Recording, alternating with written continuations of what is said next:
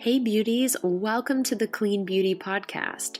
Did you know that unlike most everything else in America, cosmetics are not regulated? This means that corporations can use thousands of potentially harmful ingredients that I personally know can cause health problems. I'm your host, Cassandra McClure. I've been in the beauty business for over 10 years as a celebrity makeup artist that advocates for safer and more sustainable cosmetics. Join me each week for important news, exclusive interviews, and more on the clean beauty revolution.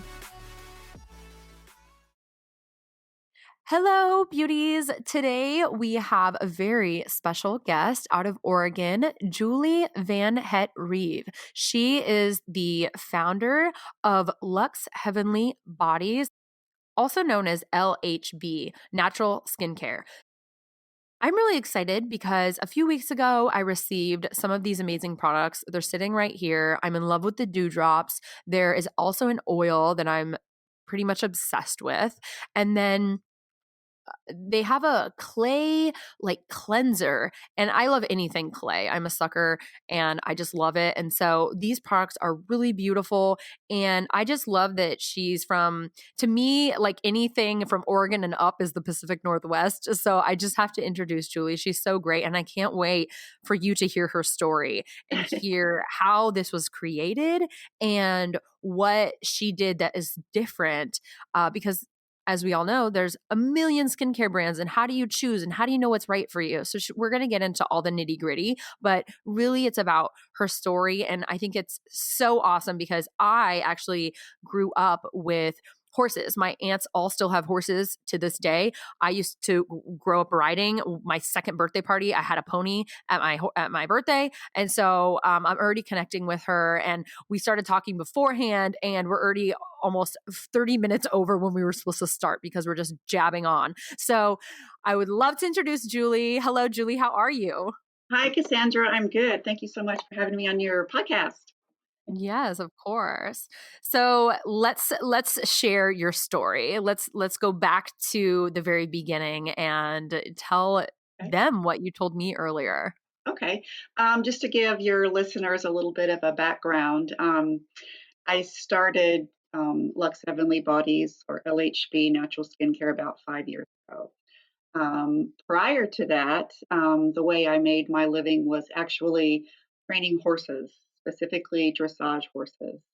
As a child, I was just horse crazy and just born that way, and it just was something I pursued. I, didn't have anything handed to me. I worked for trainers and learned and did it the hard way, but that's how you kind of learn, what you need to do. So, anyway, I did that for about 25 years. That's how I made my living. I professionally showed horses, rode people's horses, trained people's horses, gave lessons. I was an L judge, USDF bronze and silver medalist, and it was very good to me for a long time. I made a great living doing it, and I loved it. That being said, at the end of every day, because it's an outside way that you make your living, you're in the sun, the heat, the cold, the wind, the rain, whatever, 5 to 7 days a week. So you can imagine the type of toll that takes on your skin after years and years and years and years of doing it. So my favorite thing to do every day after riding and training was to come home and actually take care of my skin. I love to take a bath, wash my face, put on my moisturizers or whatever I was using at the time. That was my favorite thing to do. And I always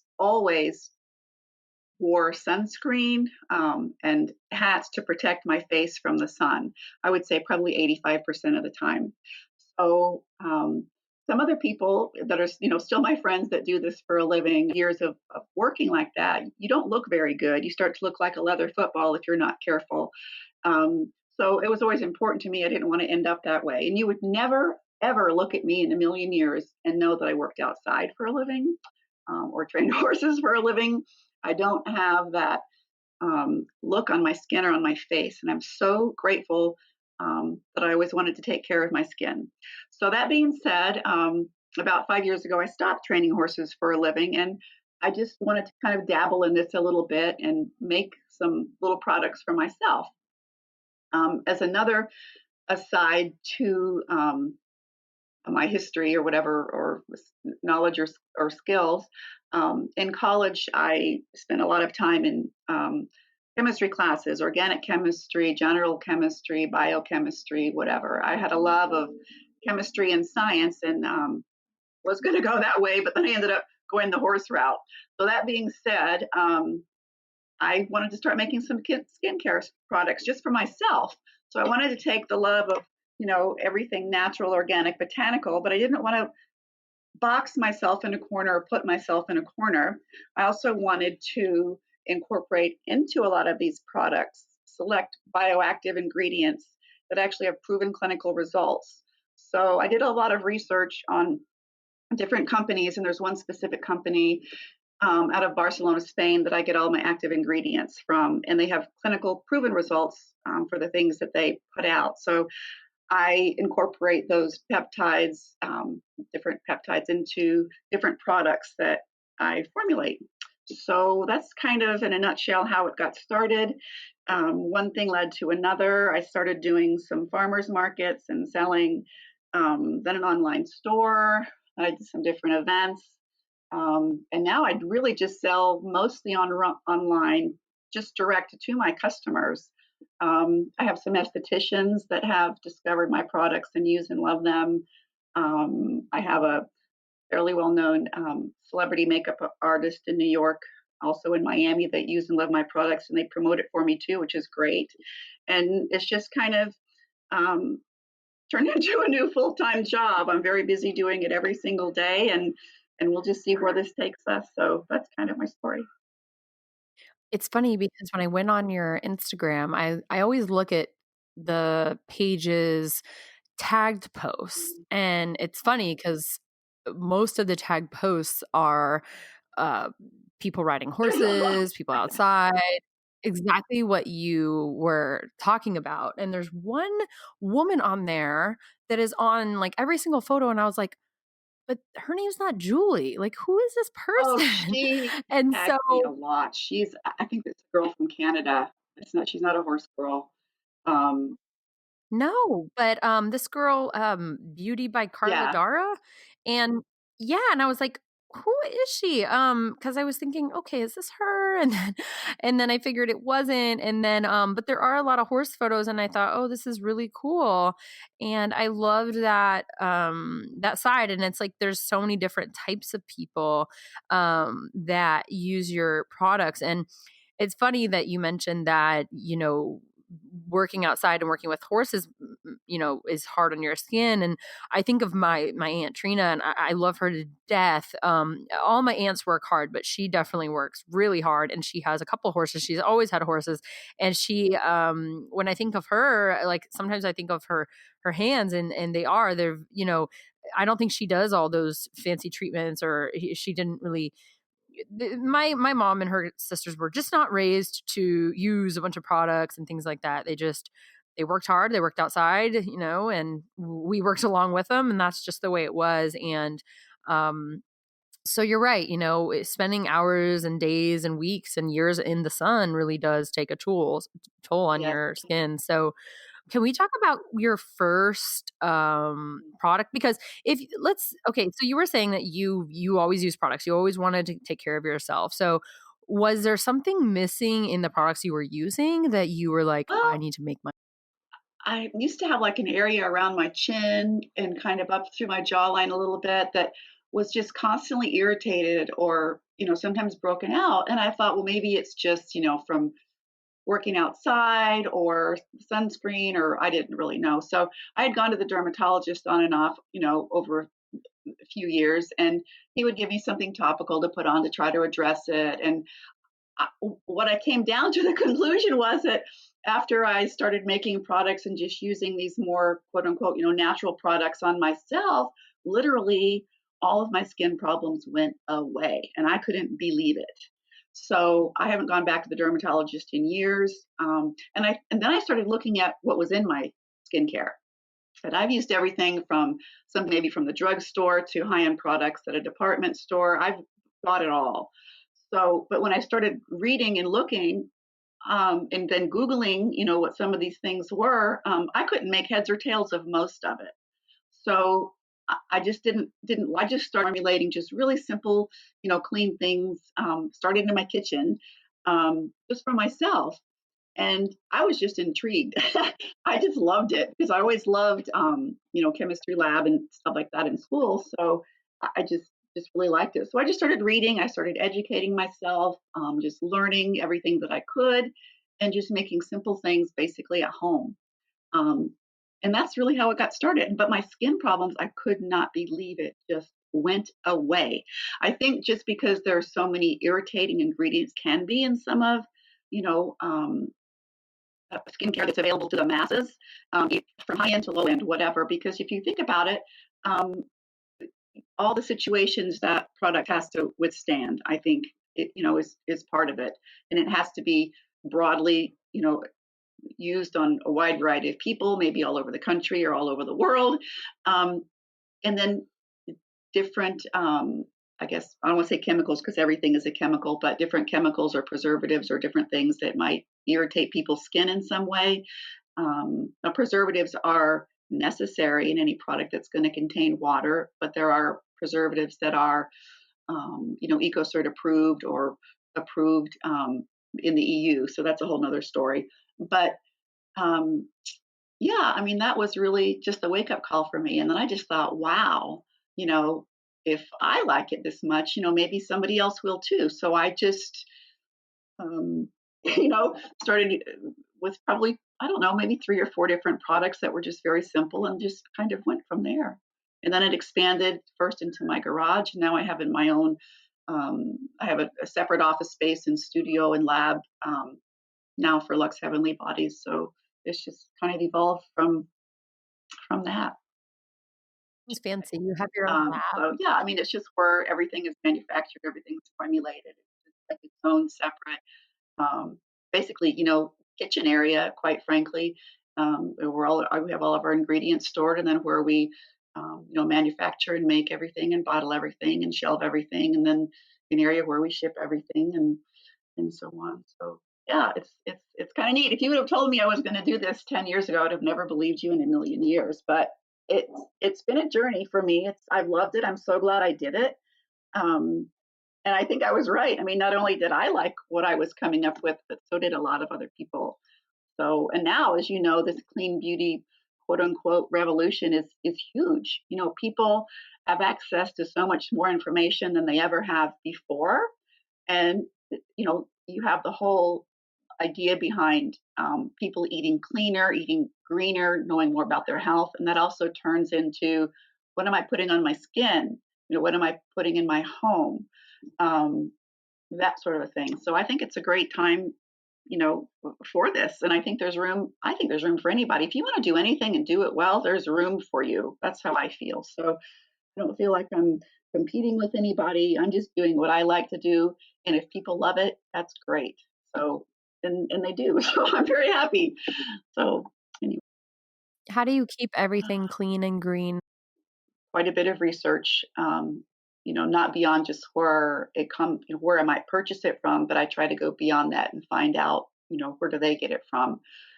If I don't get it directly from a grower, if I get it from a supplier, I like to know where it comes from. And that's all I can do is do my due diligence and try to find out, as much as I can about the ingredients I'm putting into my products. Um, and I just really I think about what would I like? I can't represent every skin type, but um, what do I like? What am I looking for? What would make me happy? And I try to formulate products, I think, based around that. And I do go off into sometimes little different, tangents, maybe for more problem skin or, you know, like me, I consider myself mature skin, and I've had a great success with products in that little niche too. Because I think when you're younger, like my daughter's favorite product is that the roses and dewdrop serum, which you recommended. But you know, when you're younger, like in your teens or young 20s, I don't think you care as much about active ingredients, but as you start to age, you really care about active ingredients. You want it to do a little something more than just be, quote unquote, natural. So I just like combining those two worlds together.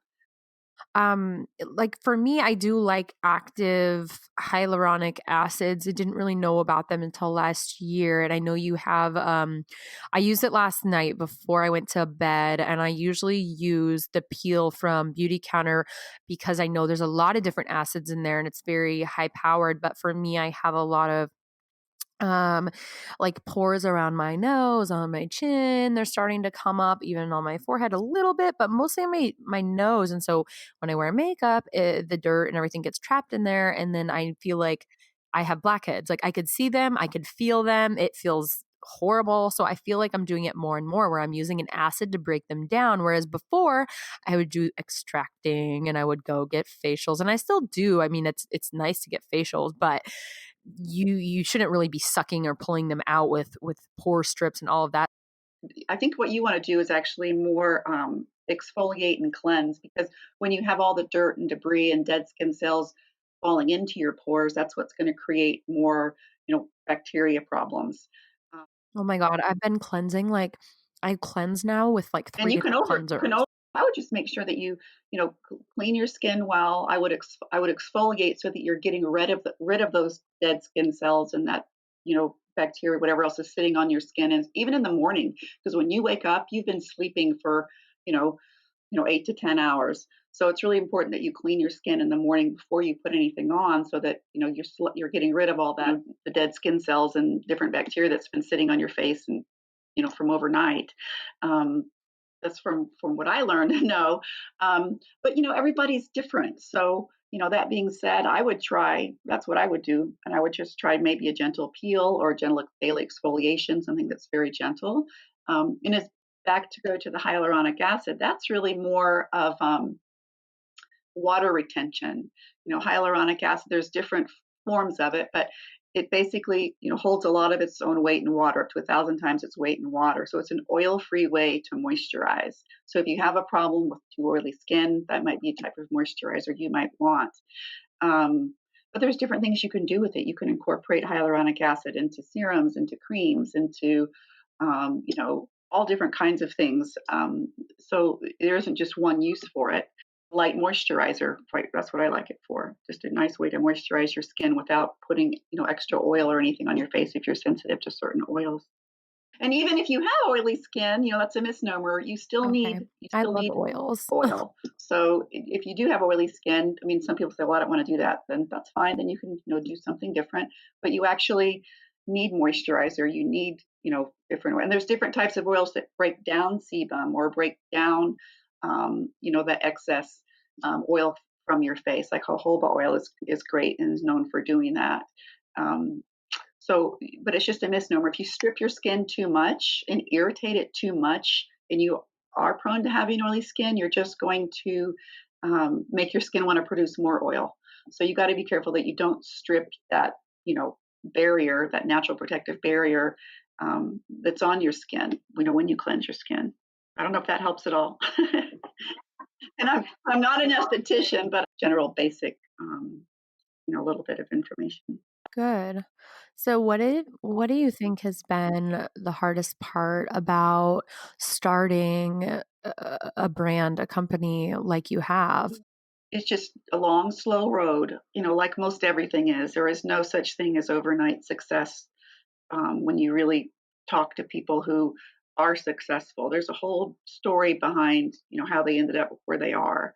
Um, and I still feel like I'm, you know, in the midst of a lot of growing pains. Currently we have just so much on our plate and so many new things, that happened because of the Indy Beauty Expo, so that we're delving into, and it just seems like the longer I go down this road, the more opportunity there is, the more there is to do, to manage, just everything. So that's what I would say. It's just a constant thing. There is no overnight. Um, I don't believe in overnight success. Somebody put in some hard work somewhere, Yeah. and that's really all it's been. And I was used to doing that already with horses. So it, it didn't daunt me, and I didn't know it wasn't my plan for this to turn into a brand like this, but it just did. Let's talk about the dewdrops. What do you recommend in terms of using that? You can use all over your face. It absorbs very quickly, but yet it has a lasting effect and stays with you.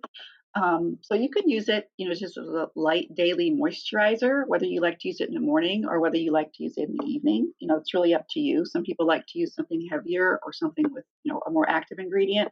But for the roses and dewdrops, I just think it's a great, all around natural light moisturizer for your skin. And it also kind of doubles as a primer. So you can start applying whatever makeup you like to use, after that. Facial oil, the C plus E. Um, and it's also great if you take a drop of that and mix it like with a concealer or an under eye concealer. It just makes everything go on just like silk. So that's another thing that can kind of double as a primer. Yeah, I have the oil. It's like the orangish. So I don't think a lot of listeners understand that you can use an oil in those early stages. I think the problem with oils is you're mixing an oil with a water-based foundation or concealer, and that's where the separation comes. And there's different forms, but really you want to make sure that if you're using like an oil or a silicone, you're using an oil or a silicone with those other products. Well, I didn't think about that, but you're absolutely right.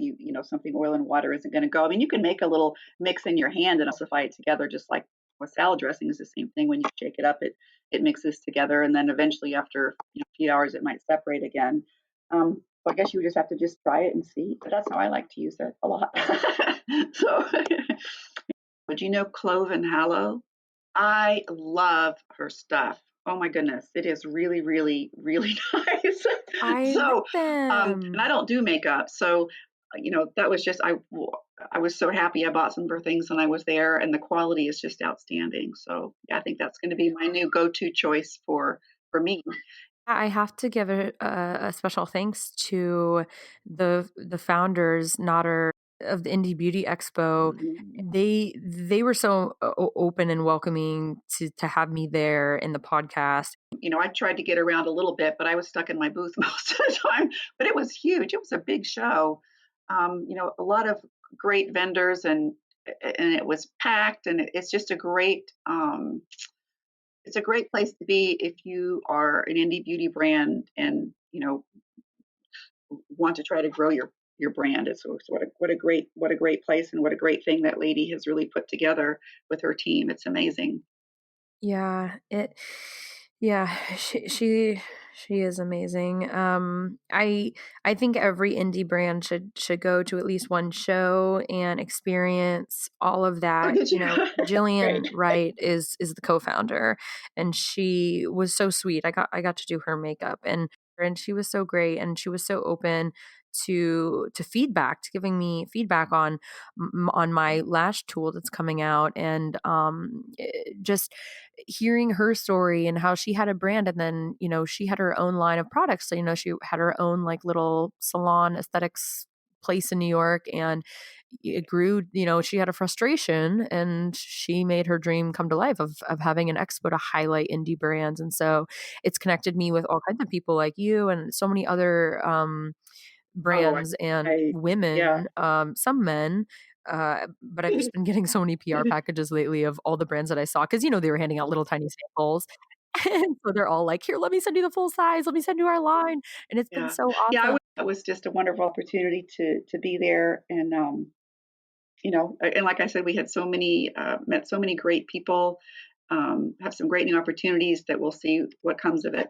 So I'm really glad we did it. I would think we might do another one, probably next year is what I'm thinking, because we have just so much to do now from coming home with that, with, some of the connections that we made.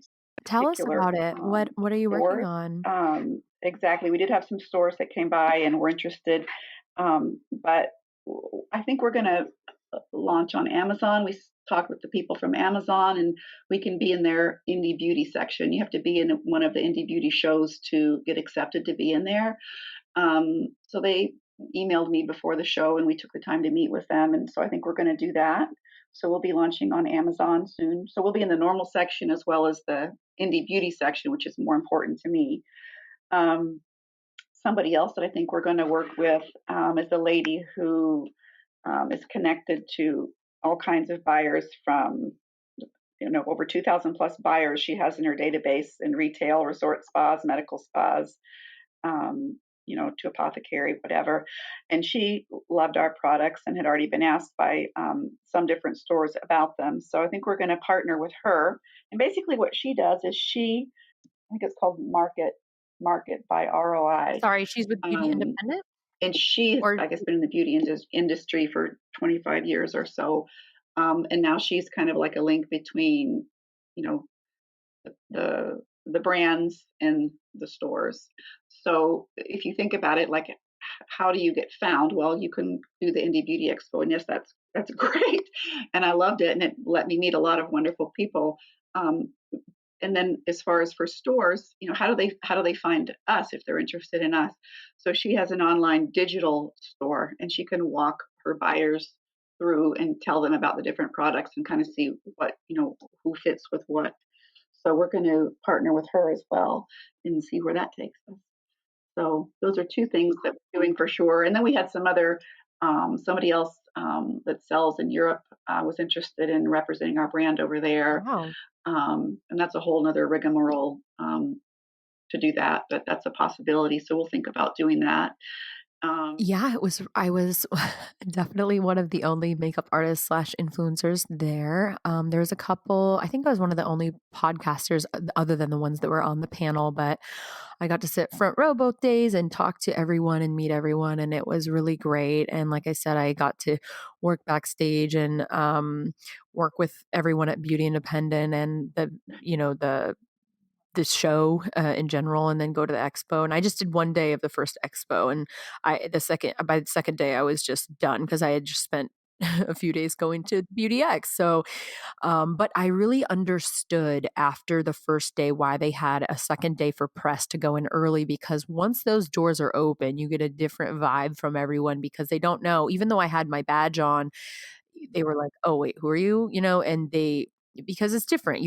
It's just better to have that one-on-one time with each brand. I just Right. didn't Yeah. have time to go around because each brand wants to pitch you and tell you their story. And then you want to start talking to them, but now you're 20 minutes in and you got to do 50 more booths. So for me, with a podcast, I'm like cutting people off, and I think some people thought I was such a little a bee because I was like, "Well, we can talk about this on the podcast. I just wanted to know if you're clean and sustainable and you're giving back in some way, and then we can go from there." And they were all like, "Oh, Oh, you okay." can't. And I was like, "Here's my Yeah. address. Send me a Yeah. PR Yeah. package. I'd love Yeah. you to try everything, and then we'll take the next steps." And that's just how it goes. I didn't have time to powwow for 30 minutes, and then I was taking pictures with everybody.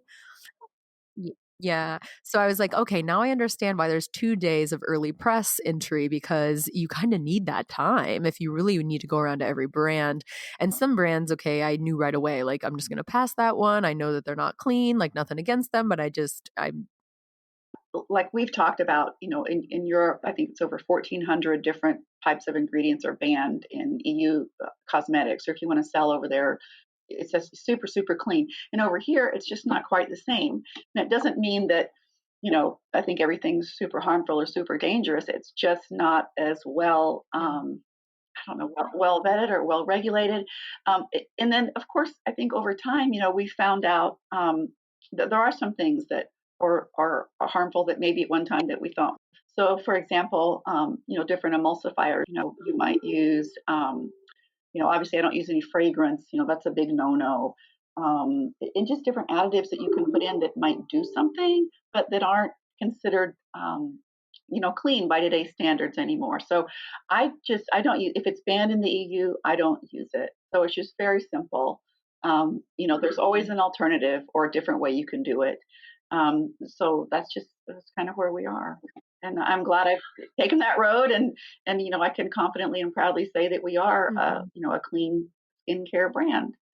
That's amazing. And I think one thing that has been brought to my attention since the Indie Beauty Expo was that you're right. A lot of founders were sitting there talking to me, telling me that their brand was clean with confidence.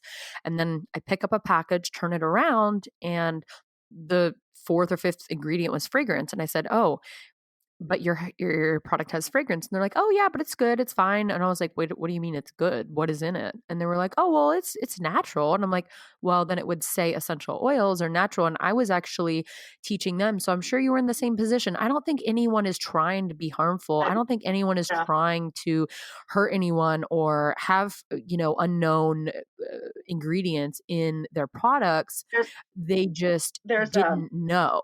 you can go online. It's a little bit complicated, but it's called Cosing, Cosing, and it's a European cosmetics. Basically, I don't want to say forum. That's not the right word, but you can database, and you can research ingredients on there. You can type in any ingredient. You need the NC name, the chemical name, the international chemical name, whatever ingredient it is. It can't just be rose water. It has to be, the NC name for rose water, which I can tell you what that is. I'm going to look right here. Rose Damascena flower water. Okay. So you would need to type in the chemical ingredient name into that database. And when you type it in, it'll come back with, is there any restrictions on it? Is there any this or that? And that's kind of how I know that, it's okay. So, and then you can also go through all the, 1,400 plus names of stuff, not all of which is even, useful, petroleum or things like that, which we're not going to use.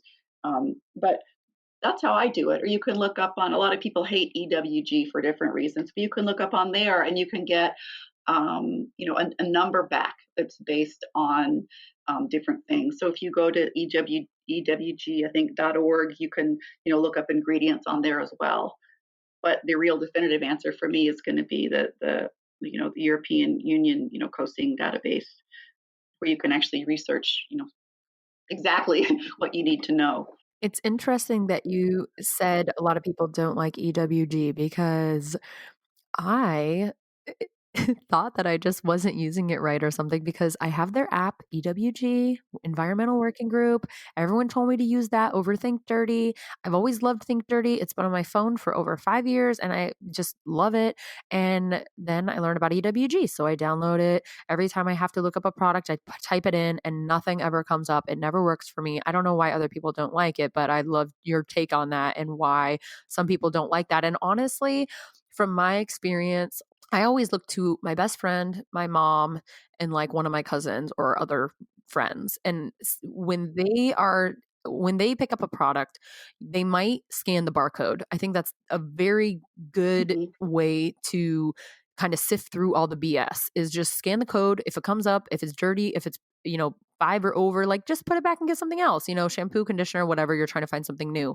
But when you have to, no one has the time. Like you and I might be obsessed, and that's how we're experts. We No. we have to look up ingredients. We want to know what the heck is in our products, and we want to report back to everyone else that, hey, this is what this is. Like the rose water thing you just did. Like no one has the time or money or energy to sit there and put in every ingredient. So what did you mean by that? Because EWG is frustrating. I bet anyone who's used that for more than 5 minutes is like, Yeah. I can't find the product that I'm looking for, so I'm not using this app. It doesn't work. Everybody's just going to have to be their own little, investigator to some degree, on some level, on some form, on however you do, to know, because it is like the Wild West out there a little bit. you know, while everything, it might be okay to use and legal to use, but it might not suit a specific person's purpose for wanting something more clean and more natural. As far as back to the EWG thing, I think it's just what I was talking about was, I think like when you talk to, cosmetic chemists and people that are actually chemists, while I think EWG is a good thing, they might vilify some things that don't need to be vilified, I guess is what I'm trying to say. Like, for example, just because it's natural doesn't mean it's good for you. Poison ivy is natural. We're not going to rub it on our skin. And then there are some, things that are, made in a lab or more synthetic that are okay on your skin too.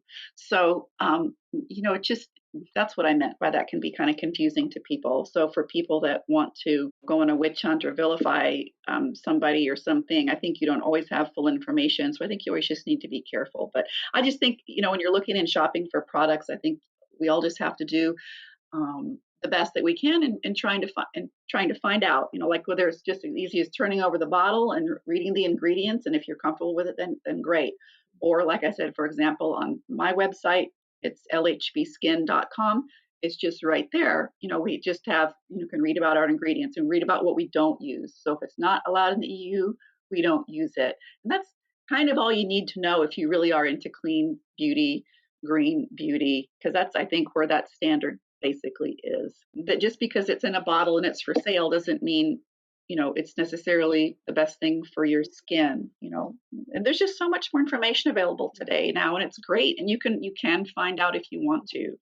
That's where it's like when I was talking to Jillian Wright, who was the founder of the Indy Beauty Expo. She said, well, this is where all the innovation is. This is where all of it is.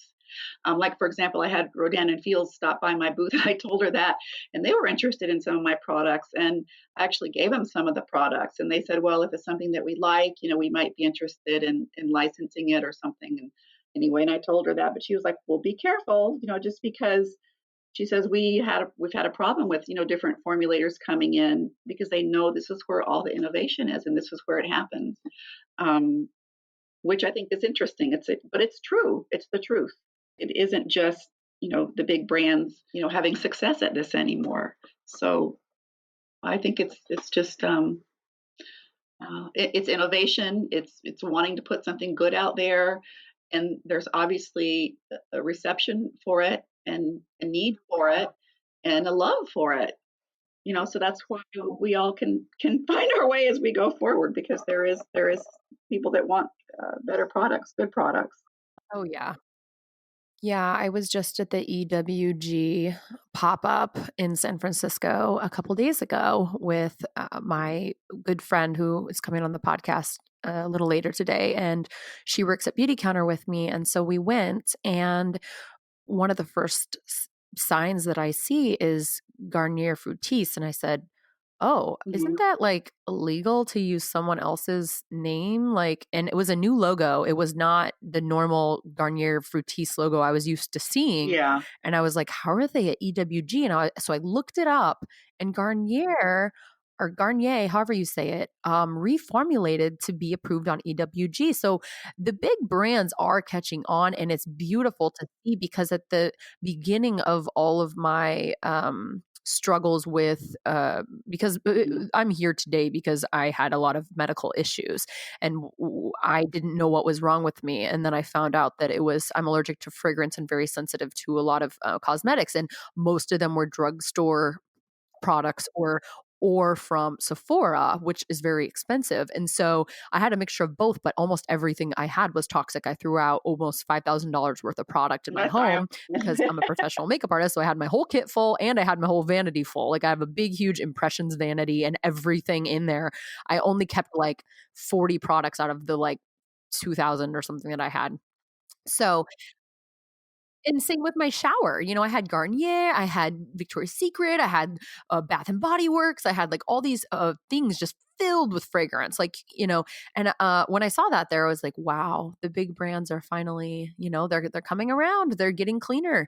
And in a few years, I think that I'm not even going to need this name this podcast Clean Beauty, because it's going to be a standard. There is not going to be unclean. Like you said about cruelty Well, free, I don't know yeah, about Oregon or Washington, but right now California just passed a law and everything has to be right. cruelty free. And when something happens like that in California, that means it's going to be worldwide or nationwide, sorry, because you can't just formulate some stuff to be cruelty free for California and then everything else is tested on animals. So it was kind of a big win for me in my mind. And then the same thing with the Salon Act. Beauty Counter helped pass that to for the safe the safe use and disclose the information of what is in a product. All the hairstylists were using, a lot of them were getting sick. A lot of them had a lot of problems with pregnancy and all kinds of things.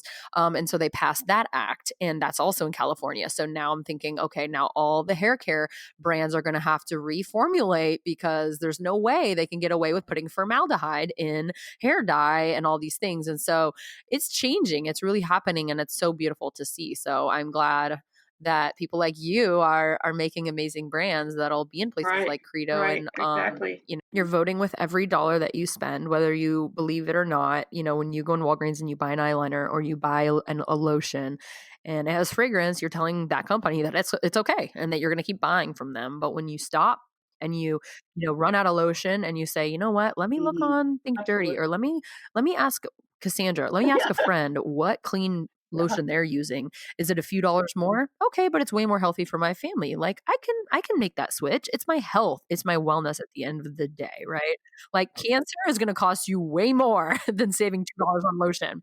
So, like, do you want to die a painful death? No. I'm just kidding. But Oh gosh. where it's all connected. Like fragrance is bad. So just don't buy things with fragrance in it, I think is like one of the easiest things to say.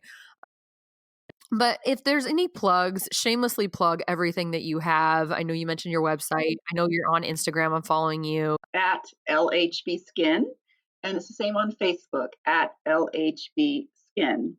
And I'd also like to offer your listeners, Cassandra, a discount. So for anybody listening who's interested in trying our Lux Heavenly Bodies skincare line, the discount code will be Clean Beauty Podcast. And again, the website is lhbskin.com. We don't have any right now. We don't have any plans. We don't Oh, know what our next event is. So there will be something, but we don't know yet exactly what it will be. well, I'm going to be at I Alt hope to Summit. attend So another Indy you read up Beauty on that one. Expo. I'd love to go to her New York show. Amazing. So I will be speaking on clean beauty and how clean beauty is better than you think. I have a workshop in Palm Springs on March 27th, but the Altitude Summit is a summit for women only from the 24th to the 29th. And during my workshop, I'm going to be showcasing clean and sustainable brands that have either been on the podcast or that I really love and use myself that, haven't been yet. And so I will have a table set up, and I would love to showcase my favorite, one of your products is the dewdrops, and showcase the oil as well. And I'll also let them know about the code if they want to buy anything. But if you have any other hero products or anything else, definitely send them my way and I'll bring them with me to Alt Summit, and I'm doing a giveaway Is there a there of over like $200 in beauty products. I'm doing an Instagram challenge, so it'll be really really fun. But if you can make it out, oh man, I would love for everyone to meet you. altitudesummit.com, and you can buy tickets still. I believe they're not sold out yet. They're about $1,000, but you can get $50 off with the code SPARK, SPARK, and that will as a speaker they gave us all codes this year to give out.